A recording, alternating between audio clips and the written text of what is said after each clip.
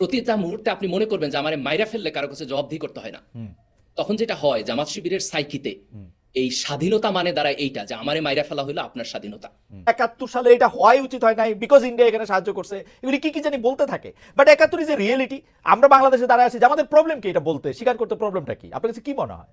না, আমি যদি সাইকোলজির জায়গা থেকে দেখি, এটা একটা জেনারেশনাল গ্যাপের কোশ্চেন আছে। আরেকটা হলো এই যে আপনি সারাক্ষণ জামাত ইসলামকে মুক্তিযুদ্ধের বিপক্ষ বইলা আপনি তাকে ট্রমাটাইজ করে রাখেন, যে কারণে সে তার সাইকোলজি থেকে আগাইয়া এটাকে কখনো চিন্তা করতে পারে না। আমি তো ছাত্র শিবির রাজনীতির সাথে ছিলাম খালেদ ভাই। এই ট্রমাটা খুব বড়।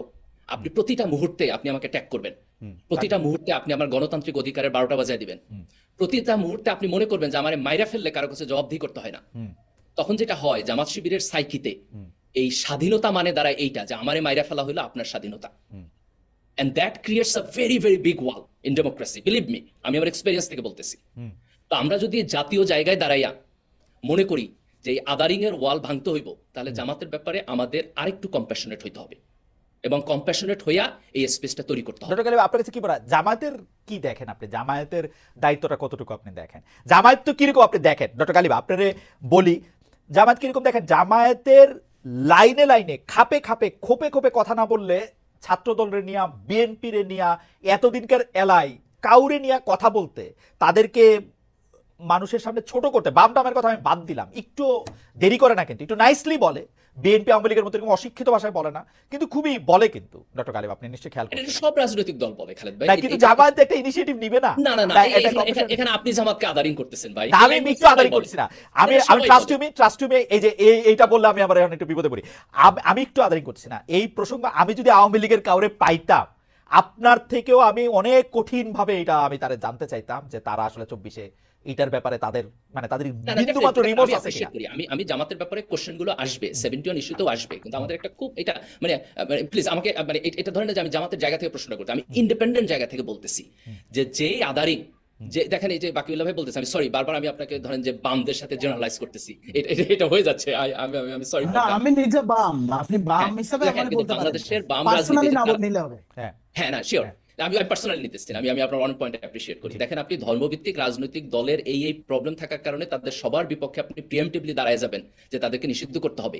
তো এইভাবে তো আসলে গণতান্ত্রিক রাজনীতি হয় না রে ভাই, তাই না? যেমন বামপন্থী রাজনীতি দুনিয়ার বহু জায়গায় একনায়কতন্ত্রে গেছে, এখন সেটা ধরে যদি আমি বলি যে আপনি গণতন্ত্রে ফিট করেন না, এইভাবে চিন্তা করলে তো সবাই আদারিং করবে, এটা কোনো সমাজ হয় না। আমি খালেদ ভাই আপনার সাথে 100% এগ্রি করি যে 71-কে কোনো ইফ বাট ব্যতিরেকে জামাত ইসলামের স্পষ্টভাবে এটাকে নিয়ে আলাপ আলোচনা করা দরকার, বিবেচনা করা দরকার। কিন্তু এই গণতান্ত্রিক স্পেসটা আমরা জাতীয়ভাবে তৈরি করতে পারি নাই। এই রেসপন্সিবিলিটি মুক্তিযুদ্ধের পক্ষের শক্তির, এই রেসপন্সিবিলিটি কালেকটিভ ভাবে আমাদের জাতিগত। আমরা যদি এখান থেকে বের হয়ে আসি এবং একটা গণতান্ত্রিক স্পেসের মধ্যে 5-10 বছর যাইতে পারি, তাহলে আমি ডেফিনেটলি আমার পলিটিক্যাল উইজডম থেকে বলতেছি 71 ইস্যু এবং জামাত ইসলাম ইস্যু এক্সিস্ট করবে না। আমি একটা ছোট্ট কথা বলি। আওয়ামী লীগ ক্ষমতা থেকে গেছে 6 মাস হয়েছে, 15 বছর আওয়ামী লীগের উপরে চাইপা থাকা আওয়ামী লীগ গেছে। এখন ধারণা করে নেওয়া হয় এখন যারা ক্ষমতায় আসে তারা হইলো হয় বিএনপি পন্থী নাইলে জামাতপন্থী।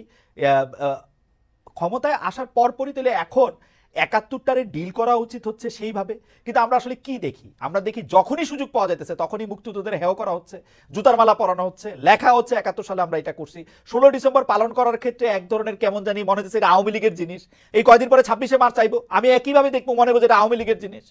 আমি এটা কেন, হোয়াই ইজ দ্যাট? মানে বাংলাদেশটা আপনি বলবেন যে আমরা বাংলাদেশে পরে জন্মাইছি, কিন্তু আপনি বাংলাদেশ তো ওন করতেছেন না। আপনি তো যখনই সুযোগ পাইছেন এই 6 মাস 6.5 মাস ধরে তো আপনার সেই আদারিং নাই। ইউ আর ইন দি পাওয়ার, আপনি ঠিক করতেছেন বিশ্ববিদ্যালয়ের ভিসি কে হবে। এখন আপনি কি করতেছেন আপনি আমারে বলেন না। আপনি 6 মাসে বলেন আমাকে স্পেসিফিকলি যে জামাত বা শিবির কোন জায়গায় হচ্ছে আপনার মুক্তিযুদ্ধকে ডিজোন করছে। আমি যদি বলি আবার যেটা বাকি বিলা প্রসঙ্গ তুলছিল, এই ম্যাগাজিনের বই আপনার শিবিরের সভাপতি আমি টেলিভিশনে নিজে দেখছি সেটা ডিফেন্ড করতেছে, কিন্তু এটা তো পরবর্তীতে সে পজিশন চেঞ্জ করে এটা উইথড্র করছে না। আমি তার ওয়েলকাম জানাইছি, তারপরও সবগুলি জায়গা আপনি দেখেন না। দেখেন আপনি একটা পলিটিক্যাল পার্টি করবেন, আপনি 16 ডিসেম্বর পালন করবেন না মহাসমারোহে? 16 ডিসেম্বরে ছাত্র শিবির প্রতি 16 ডিসেম্বরে ভাই মিছিল করে পতাকা লয়ে, আজকে থেকে না, আজকে থেকে 20 বছর আগে ভাই। আমরাও তো মাঠের পলিটিক্স করছি গালিব, আমরাও তো মাঠের পলিটিক্স করছি। কোনটা মন থেকে করে, কোনটা দেখানোর জন্য করে, কোনটা হলো জাস্ট একটা ঘটনার জন্য করে, এটা আমি বুঝতে পারি না খালেদ ভাই দেখেন, আমি যদি ফেয়ার স্টেটমেন্ট দেই তাহলে আমি বলবো যে 71 এর ব্যাপারে জামাতের মধ্যে তার মনস্তত্ত্বের মধ্যে কিছু কনফ্লিক্টিং আন্ডারস্ট্যান্ডিং আছে। এটার ব্যাপারে আমি দ্বিমত করি না, আমি ফেয়ার ল্যাঙ্গুয়েজ যে আমি কনক্লুড করি এই কনফ্লিক্টটা দুইভাবে ওভারকাম করা যাবে। একটা হলো জেনারেশনের মধ্যে দিয়ে ওভারকাম হইব, যখন নতুন জেনারেশন আসতেছে এবং ওভারকাম হইতেছে। আপনি জামাতের লিডারদের যদি আপনি বক্তব্য, রেটরিক, ওয়ার্ডিং দেখেন এবং আপনি যদি একজন সোশ্যাল সায়েন্টিস্ট হিসেবে অবজার্ভ করেন, তাহলে আপনি দেখবেন যে একটা চেঞ্জ হইতেছে। Okay. আপনি শিবির এবং জামাতের মধ্যে ল্যাঙ্গুয়েজের পার্থক্য পাইবেন। এটা হচ্ছে একটা জেনারেশনাল চেঞ্জ। আরেকটা হলো আপনি গণতান্ত্রিক স্পেসের মধ্যে দিয়ে তাদেরকে যাইতে দেন। এই দুইটা প্রসেসের মধ্যে আমার টার্গেট কি? আমার টার্গেট কি হলো জামাতের একটা Okay, ঘুষি দিয়ে আপনার আমার বক্তব্য সুখ পরিষ্কার। দেওয়া। আমার কাছে নাকি মনে আমার হয় টার্গেট জামাতকে ইনকর্পোরেট করে বিভাজন বাদ দিয়ে একটা জাতীয় ঐক্য তৈরি করা। আমার মনে হয় যে আমি যখন শেখ হাসিনার সময় ডয়েচে ভেলেতে আমার মনে আসে আমি জামায়াতের সেকেন্ড পার্সন আবু তাহের ভাইকে যখন আমি ইন্টারভিউ করছিলাম, আবু তাহের ভাইয়ের কথা শুনে আমার কাছে মনে হচ্ছে যে উনি খুবই স্বাধীনতার পক্ষের লোক, কিন্তু বাকিবিল্লাহ সাহেবও যেটা বলছেন সেটার সাথে আমি একমত, যেটা এটা অফিসিয়াল পজিশন নেয় না। যাই হোক, আজকের আলোচনা আমরা দীর্ঘায়িত না করি, আমরা একটু বাকিবিল্লাহ সাহেবকে, জনাব বাকিবিল্লাহ আপনাকে একটু শুনি। জনাব বাকিবিল্লাহ, আপনি একটু শেষ করবেন, 2 মিনিট একটু আপনি কথা বলেন, যে উনি বলতেছেন যে এটা আসলে আপনি শুনছেন ওনার বক্তব্য। জনাব বাকিবিল্লাহ। হ্যাঁ, আমি গালিব ভাইয়ের যে এসেন্সটা আর কি, যে ডেমোক্রেটিক স্পেস দেন, তারপরে দেখেন। তো এইখানে যেটা হয়েছে যে ধরেন এর মধ্যে আমাদের এই গত 6 মাসে 100-র উপরে মাজারে অ্যাটাক হয়েছে।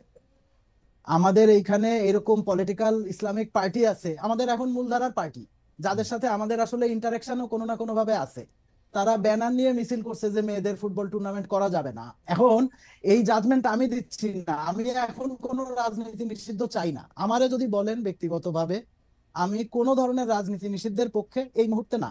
এইটা কারণ এটা আমি প্র্যাকটিক্যালি এই রিয়েলাইজেশনে আমরা পৌঁছাইছি যে কোনো রাজনীতি নিষিদ্ধ করে, মানে ধরেন যেই রাজনীতির মধ্যে ফ্যাসিস্ট হয়ে ওঠার গুণাগুণ আছে, সেটারও নিষিদ্ধ করে কোনো সুফল পাওয়া যায় না, সেটা কোনো না কোনো ভাবে। এখন এখন বৃহত্তর সমাজে, মানে ধরেন আমি না বিলে ভাই, তাহলে আমার বৃহত্তর একটা কথা সমাজ- কন্ত, বাকি তাহলে আমার একটা কথা কন্ত।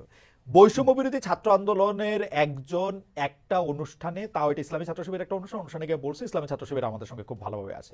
বৈষম্য বিরোধী ছাত্র আন্দোলন এখন একটা পলিটিক্যাল পার্টি করবে, ওইটার মধ্যে দেখা যেতেছে কিছু সংখ্যক এক্স শিবিরের লোকজন আছে, তাতে আপনারা সবাই মিলে এরকম ঝাঁপাই পড়ছেন কেন? মানে প্রবলেমটা কি, অসুবিধা না, কি? আমি ঝাঁপাই পড়ি নাই তো, আমি ঝাঁপাই পড়ি নাই। এক্স শিবির নিয়ে হ্যাঁ। যদি আমার কথা বলেন, যে এক্স শিবির বলে যে টার্ম, হুম।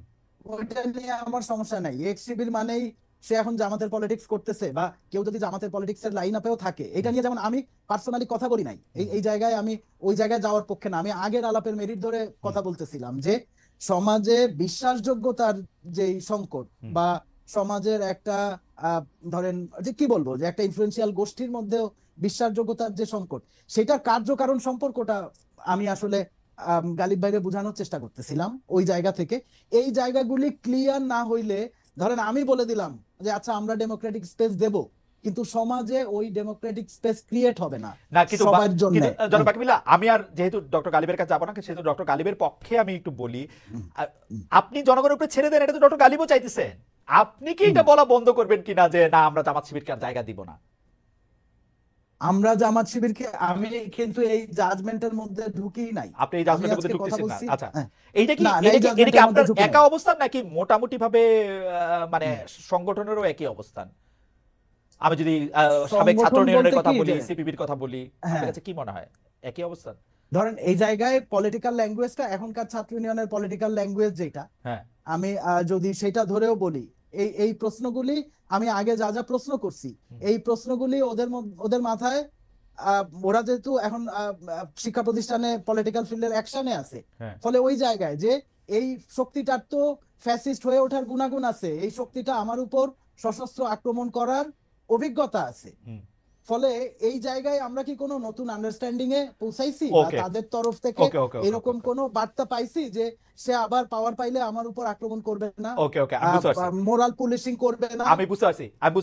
ডক্টর গালিব, আপনি কি একটা লাইন বলবেন এই লাস্ট কথাটা নিয়ে? আমরা আসলে সময় অনেকক্ষণ আবার গেছে।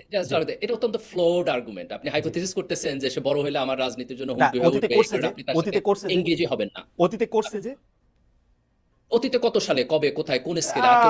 এইটা এখন হিস্ট্রি বলতে গেলে অনেক, নিশ্চয়ই বাকিবিলার কাছে অনেক পেপার থাকে। আপনি বলছেন এটা কি একমাত্র ছাত্র শিবির করছে না? সকল ছাত্র সংগঠনকেই আপনি একই ফ্রেমের মধ্যে বানতে পারবেন। আচ্ছা ঠিক আছে, তাহলে আমরা এটা নিয়ে আলোচনা নিশ্চয়ই আজকে অনেক আলোচনা। আমি জাস্ট এক মিনিট একটু শেষ করি জি। যে জুলাইয়ের অভ্যুত্থানের পরে বাংলাদেশে যে একটা নতুন সিনারিও তৈরি হচ্ছে, এই জায়গায় আমাদের উচিত সবার সাথে এঙ্গেজ হওয়া এবং গণতান্ত্রিক স্পেসের মধ্যে একজন আরেকজনের সাথে আলাপ আলোচনার মধ্য দিয়ে একটা আস্থা সম্পর্ক ফ্যান্টাস্টিক, তৈরি। Fair enough. একটা লাস্ট লাইন জনাব বাকিবিল্লাহ বলবেন কিনা?